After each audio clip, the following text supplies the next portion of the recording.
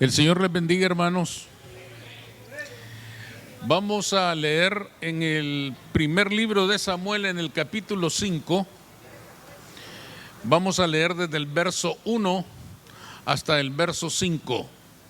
Primer libro de Samuel, capítulo 5, del verso 1 al 5. Dios lucha por su gloria. Dice, hermanos, en la Escritura: cuando los filisteos capturaron el arca de Dios, la llevaron desde Ebenezer a Asdod, y tomaron los filisteos el arca de Dios y la metieron en la casa de Dagón y la pusieron junto a Dagón.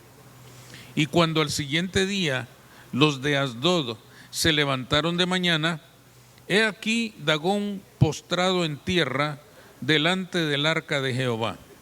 Y tomaron a Dagón y lo volvieron a su lugar. Y volviéndose a levantar de mañana el siguiente día, he aquí que Dagón había caído postrado en tierra delante del arca de Jehová.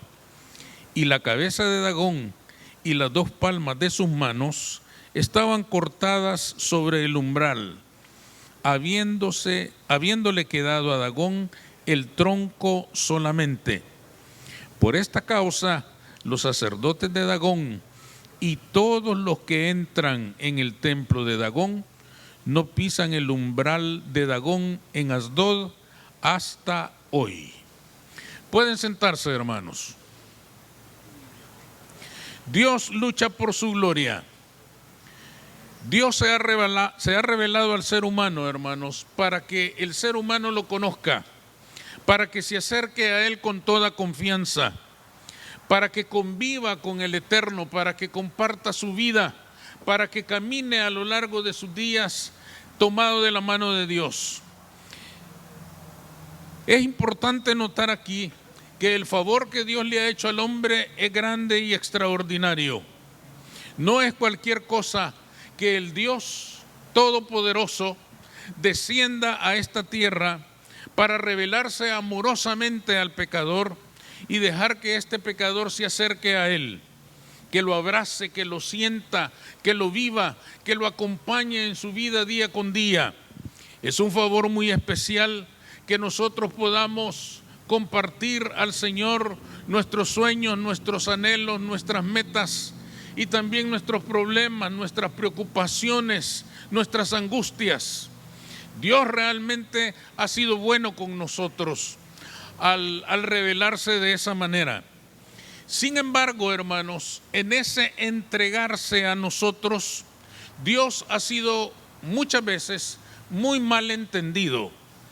Como seres humanos, hemos llegado en algún momento a pensar o a concebir a Dios como alguien vulnerable, afectado de debilidades y que por lo tanto en alguna medida necesitado de nuestros cuidados. Hemos llegado a pensar que Él es un ser al que nosotros podemos incluso castigar. Cuando Dios no nos concede lo que le hemos pedido, no vamos a la iglesia para que siente el dolor de perdernos, para que vea nuestra silla vacía y se lamente profundamente en su corazón de que nosotros no estamos presentes. ¿Cuánto nos equivocamos en estas cosas? Porque ciertamente, hermanos, Dios no necesita de nosotros. Nosotros necesitamos de Él todos los días de nuestra vida. A Él no le pasa nada si nosotros lo abandonamos. A Él no le pasa nada si nosotros somos infieles. A Él no le pasa nada si nosotros corremos tras ídolos, tras religiones y tras creencias y hasta supersticiones. Él sigue siendo el Rey de Reyes y Señor de Señores. A nosotros nos pasa de todo cuando nos alejamos de Él. Alejados de Dios, nada somos, dice la Escritura. Por lo tanto, hermanos, nos equivocamos bastante al pensar que Dios es una persona a la que nosotros podemos manejar y que incluso en algunas ocasiones Él va a necesitar de que nosotros le defendamos, de que nosotros luchemos por Él, de que si alguien quiere ofender su persona, si alguien quiere ofender su gloria, si alguien quiere ofender su dignidad, nosotros tenemos que pelear por él y defenderlo. El pueblo de Israel se equivocó de la misma manera. Y este pasaje que hemos leído nos demuestra, hermanos, ese error que cometió Israel. Y nos dice a nosotros que ciertamente Dios puede defender su gloria por sí mismo. ¿Qué verdades descubrimos en este pasaje respecto de este tema, de que Dios lucha por su gloria? ¿De qué verdades hablamos? En primer lugar, en esta historia que brevemente hemos leído en esos versículos, se nos demuestra que Dios no necesita que le defendamos. Fijémonos bien lo que pasó en aquella ocasión. Los filisteos derrotaron a Israel. Le propinaron una derrota total, absoluta, completa. No solo una matanza terrible de sus ejércitos, sino que encima de todo se llevaron el arca de Dios. El símbolo religioso más importante del judaísmo fue tomado por el enemigo, y no solo eso, lo fueron a poner al templo de su Dios, de Asdod. Imagínense qué cosa más terrible. Llevaron el arca de Jehová como un trofeo conquistado en aquella guerra, y lo pusieron ahí donde Asdod reunía todos los trofeos, dioses y todos los pueblos que había vencido. Jehová, hermanos, parecía derrotado por los filisteos. Parecía que le habían derrotado a él. A él no lo habían derrotado. Habían derrotado a un Israel que se había alejado de Dios. Pero los filisteos creyeron que habían derrotado a Jehová, y por eso lo fueron a poner junto o al lado de Asdod, seguramente en una posición que destacara a su Dios y mostrara el arca de Jehová, símbolo de Jehová, como muy inferior a su Dios, el cual le había vencido. Los filisteos pensaron, hermanos, que su Dios era más poderoso que el Dios de Israel y que lo había derrotado, y por lo tanto lo exhibían como un trofeo de guerra. Lo importante de esto, hermanos, es que durante muchos años, si leemos atrás en el libro de Samuel, si leemos atrás en el Antiguo Testamento, el arca había sido custodiada nada más que por los sacerdotes y los levitas, y nunca le había pasado nada. Hoy estaba en medio del ejército valiente y guerrero de Israel, y se la llevaron los filisteos. ¿Qué fue lo que sucedió? ¿Cómo es posible que el arca de Jehová haya sido llevada por los filisteos? ¿No es acaso el símbolo de la gloria de Jehová? Sí, es el símbolo de la gloria de Jehová, pero el símbolo no es Dios. Simboliza la presencia de Dios, pero no es Dios. ¿Por qué los filisteos se pudieron llevar el arca? Porque Israel trajo el arca para mostrarla en el campo de batalla y amedrentar a sus enemigos. En otras palabras, Israel trajo el arca como para que sirviera para atemorizar al pueblo enemigo, pero no la trajeron ni con reverencia, ni con fe, ni con adoración hacia el Dios que representaba. ¿Por qué los filisteos se llevaron el arca entonces? Si representa la gloria de Jehová. Se la llevaron porque cuando la muestra un pueblo sin fe, solo era un mueble. No significaba nada, porque el gran significado del arca dependía de que su pueblo tuviera fe en su Dios, de que su pueblo tuviera reverencia para con su Dios, de que su pueblo se acercara al arca con temor de Jehová. Y esto no había sucedido, y por eso el arca fue llevada por el enemigo. Lo exhibieron como un Dios derrotado, exhibieron el nombre de Jehová como un Dios que había sido derrotado y que ahora se contaba entre los trofeos de Asdod, ese ídolo terrible que los filisteos tenían. Pero cuando nosotros seguimos examinando el pasaje, hermanos, nos damos cuenta de que Dios puede luchar Él solo por su gloria. Para nosotros esto es importante. ¿Por qué es importante esto?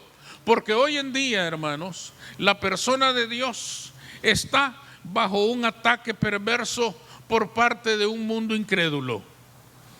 Muchos famosos, entre actores, políticos, periodistas, actrices, cantantes, celebridades en toda la tierra, se consideran y se declaran ateos. Se declaran que no tienen ni quieren tener ningún conocimiento del Evangelio de Jesucristo. Favorecen cualquier movimiento que vaya en contra del mensaje de la Escritura. Niegan que la Biblia sea la palabra de Dios. Por distintos modos, formas y medios han rechazado la palabra del Señor y el mundo vive hoy cada vez más alejado de la realidad de Dios. Están sucediendo cosas terribles. Cristianos reconocidos y de renombre están regresando a religiones antiguas. Están regresando incluso al catolicismo romano y lamentando que muchos no lo entiendan lo que están haciendo. Es algo muy sorprendente.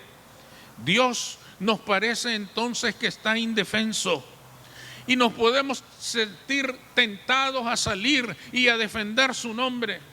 Nos podemos sentir tentados a salir y luchar y organizar una guerra de resistencia para que el nombre de Jehová sea considerado en esta tierra.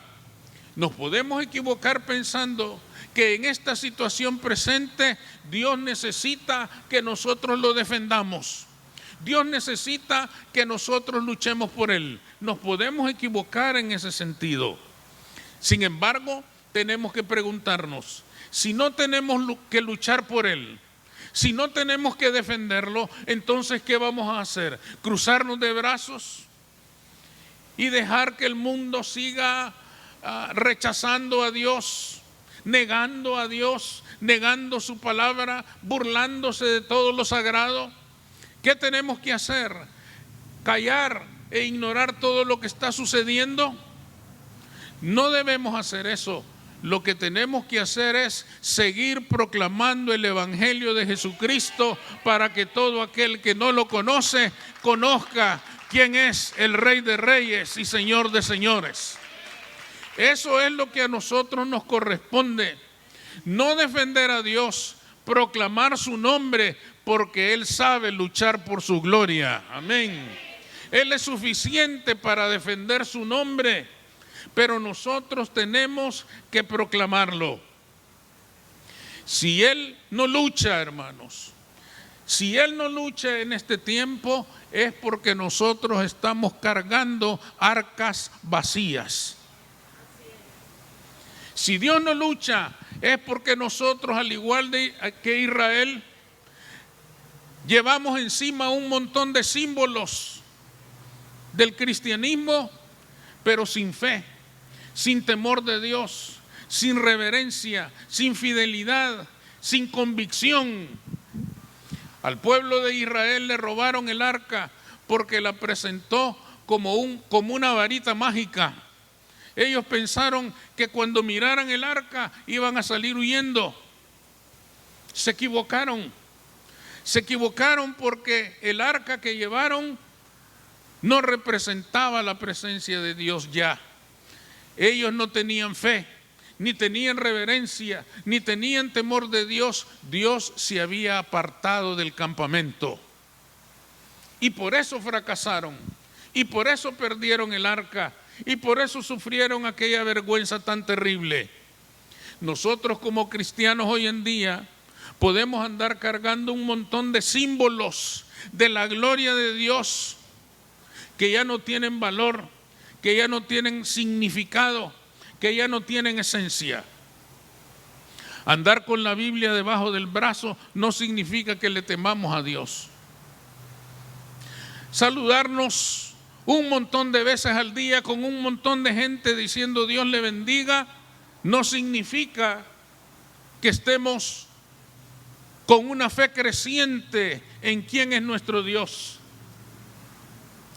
Llenar nuestros carros de stickers cristianos. Hay vehículos que tienen un montón de stickers cristianos. Y dice, Dios te bendiga, sigue a Cristo, no me sigas a mí, sigue a Cristo. Qué bonito eso. Están llenos de stickers por todos lados. Símbolos del nombre de Cristo, pero conducen como impíos. Y entonces Cristo, en vez de salir ganador, sale perdedor. Y entonces se llevan el arca y la ponen en el altar de sus dioses y consideran que el Dios de los cristianos está derrotado. Al cielo llegó un hombre con su carro lleno de stickers. Llegaban otros que tenían balazos dibujados. Pero llegó uno que tenía su carro lleno de stickers. Lo recibió San Pedro. Lo revisó todo y le dijo, el carro se queda, pero tú te vas.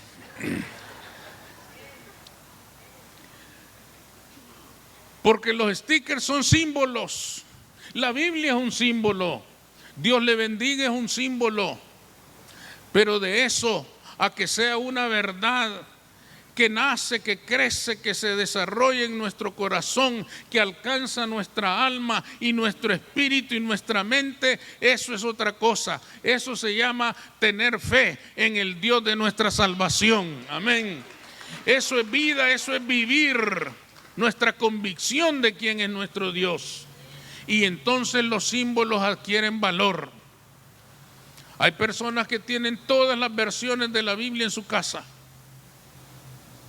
en todos los idiomas, en todos sus lenguajes, en todas sus formas, algunas muy hermosas, artísticamente decoradas, pero que la lean es otra cosa. Se puede quedar en un simple símbolo vacío. La Biblia es la palabra de Dios, pero si no la leemos, el poder de Dios no se va a manifestar en nuestra vida. Como símbolo es maravilloso, pero es más maravillosa cuando la leemos, cuando baja de nuestra mente al corazón y entonces descubrimos que tenemos un Dios todopoderoso que nos puede transformar y nos puede hacer más que vencedores en el nombre de Cristo Jesús. Pero tenemos que conocer esa palabra. Si Dios no está luchando, es porque quizás estamos llenos de símbolos vacíos y necesitamos otra vez volver a nuestra fe. Y entonces proclamar el nombre de Cristo con fe y Él va a luchar por su gloria. La segunda cosa que descubrimos en este pasaje es que cuando Dios se hace presente, Él se defiende solo. Una vez que el arca estuvo en el templo de Dagón, pasaron muchas cosas extrañas. A la mañana siguiente del día que la llevaron, apareció Dagón en una posición inclinado delante del arca de Dios. Al siguiente día, las manos le habían sido cortadas y la cabeza, y estaban en posición de adoración delante del arca. Y dice ahí que había quedado solo el tronco. ¿Cuál fue la consecuencia cuando ellos miraron esto? Desde aquel día, dice el verso 5, el último que leímos, nadie se para en el espacio en donde había estado Dagón. ¿Qué quiere decir esto, hermanos? Tuvieron testimonio de que el verdadero Dios, omnipotente y todopoderoso era Jehová y no Dagón. Dios luchó por su gloria.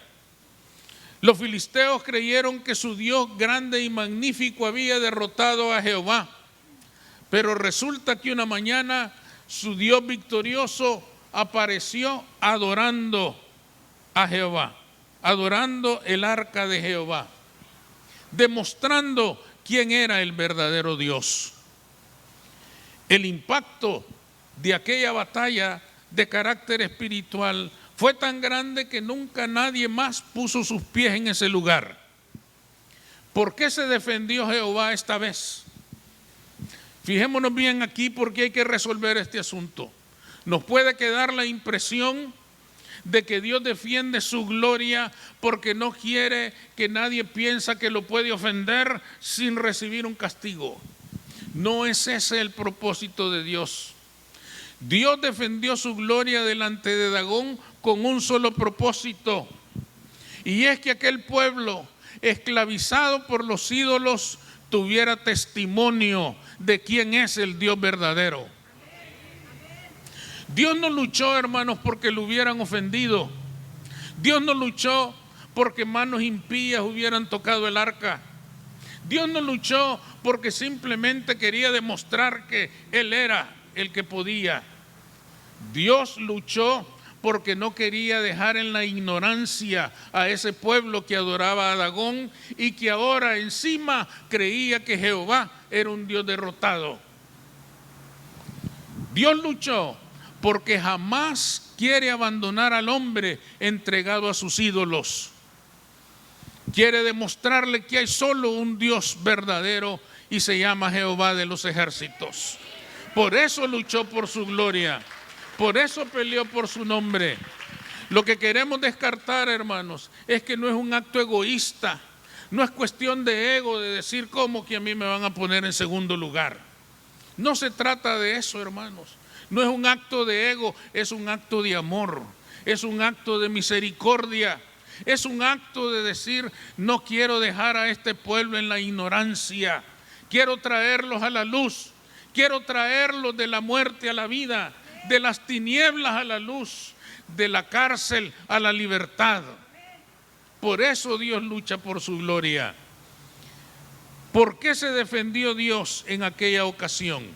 Porque estaba en juego su honor, la verdad que haría libre a toda la raza humana entregada a los ídolos.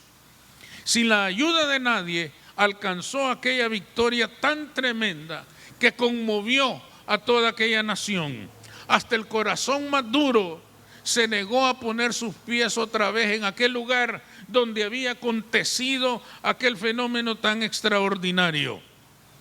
Eso nos enseña, hermanos, que en cualquier momento en que la infidelidad o la superstición prevalezcan al punto de desalentar el corazón de los fieles cristianos, el honor de Dios está comprometido y Él sabrá luchar para glorificar su nombre. ¿Ha blasfemado este mundo el nombre de Dios? Claro que sí. Jehová luchará por su gloria. Estemos seguros de que el Señor va a luchar por su gloria. Se han sobrepasado últimamente en el rechazo, en el desprecio a todas las cosas de Dios. Ellos provocarán que Dios extienda su brazo fuerte y extendido y le demuestre quién es el único Dios verdadero. Dejemos a Dios que luche por su gloria. Nosotros proclamemos su nombre. No nos cansemos de anunciar que hay un solo Dios verdadero. No nos cansemos de anunciar que todo el que no le conoce vive en la ignorancia y mientras no salga de esa ignorancia estará sujeto a creencias, a idolatría y a cuantas otras cosas. ¿Por qué la Escritura se opone a los ídolos? No porque Dios quiere ser el único. No porque Dios dice, no quiero que me comparen con nadie. Se opone a la idolatría porque la idolatría le niega al hombre el conocimiento del Dios verdadero. Cuando una persona confía en un ídolo, cuando una persona confía en una religión, cuando una persona confía en una creencia y en ella pone toda su esperanza, se niega el conocimiento del Dios verdadero. Y es por esto que Jehová está dispuesto a derrotar a todos los dagones que existan en este mundo y demostrarles que cualquier ídolo no es otra cosa que polvo en el plato de la balanza o la gota de agua que se cae del cubo. Es insignificante ante la grandeza, la majestad, la omnipotencia y la eternidad del único Dios verdadero, el creador y sustentador de todo lo que vive. Amén. Por lo tanto, hermanos, a nosotros nos corresponde anunciar el nombre del Dios verdadero. Él sabrá luchar por su gloria. Amén. Vamos a orar.